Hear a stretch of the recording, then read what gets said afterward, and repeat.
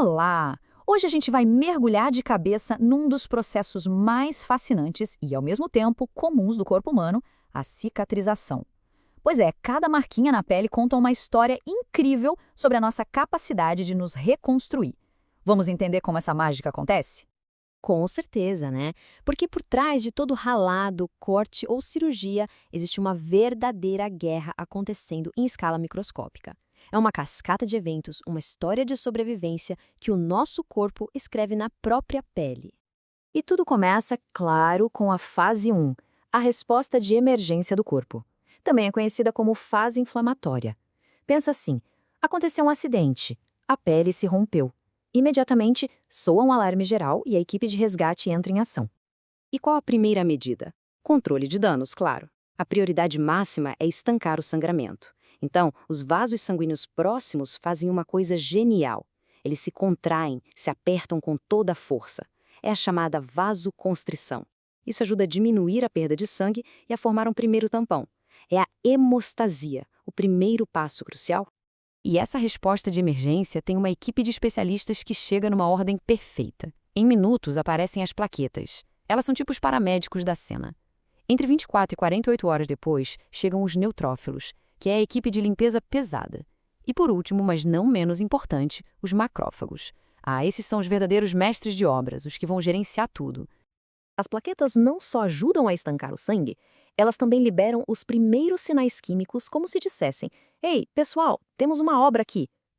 Logo em seguida, os neutrófilos chegam com a missão de caçar e destruir. Eles saem comendo bactérias e qualquer sujeira, deixando a área limpinha.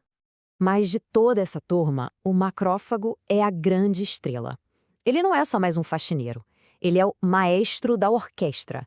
É ele que gerencia todo o projeto de reparo, desde a limpeza final até pegar o rádio e chamar a equipe de construção. Por isso, não é nenhum exagero dizer que ele é a célula fundamental no processo de cicatrização. Sério, sem o macrófago, o processo todo simplesmente para. Ele é a peça-chave que faz a transição da emergência para a reconstrução. Bom, com a área limpa e a situação sob controle, a construção pode finalmente começar. A gente entra agora na fase proliferativa. É aqui que o trabalho de reconstruir o tecido de verdade acontece. E como toda boa obra, existe um plano bem definido. Primeiro, a fibroplasia, que é basicamente construir o andaime, a estrutura de base. Depois, a angiogênese, que é como instalar toda a parte elétrica e hidráulica. E por fim, a epitelização, que é como colocar o telhado para proteger a construção. E quem são os operários dessa obra? São os fibroblastos. São eles que chegam no local e começam a produzir e a depositar o colágeno, que é a proteína que vai formar o esqueleto, a base de todo o tecido novo. E claro, não dá para construir sem material e ferramenta, certo? Os blocos de construção aqui são aminoácidos, como a glicina, a prolina e a lisina. E as ferramentas essenciais: vitamina C, ferro e oxigênio. Sem esse kit, não tem como produzir um colágeno forte e de qualidade. Ao mesmo tempo, acontece a angiogênese. Novos e minúsculos vasos sanguíneos começam a brotar e a crescer na região. Eles são a fiação e o encanamento da obra. É por eles que vai chegar o oxigênio e os nutrientes para alimentar todo esse processo de reparo. E a etapa final dessa fase é impressionante pela velocidade. Em cerca de 48 horas, os telhadistas, que são as células epiteliais, migram das bordas da ferida e formam uma nova camada de pele fechando tudo. É isso mesmo, em uns 2 dias a obra já está coberta e protegida. Ok, a estrutura principal está de pé, o local está protegido.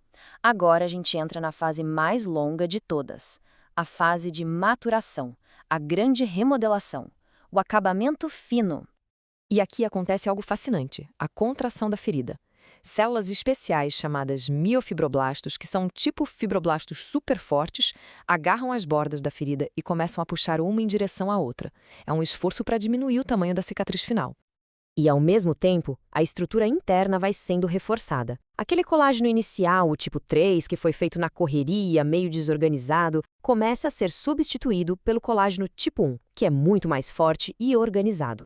É como trocar um andaime temporário por uma viga de aço. E esse processo pode levar meses ou até anos, tornando a cicatriz cada vez mais resistente. Mas nem sempre esse processo perfeitamente orquestrado vai até o fim sem problemas. Vamos ver agora alguns dos fatores que podem sabotar esse nosso incrível projeto de construção. Primeiro, os problemas que acontecem ali, no próprio local da ferida.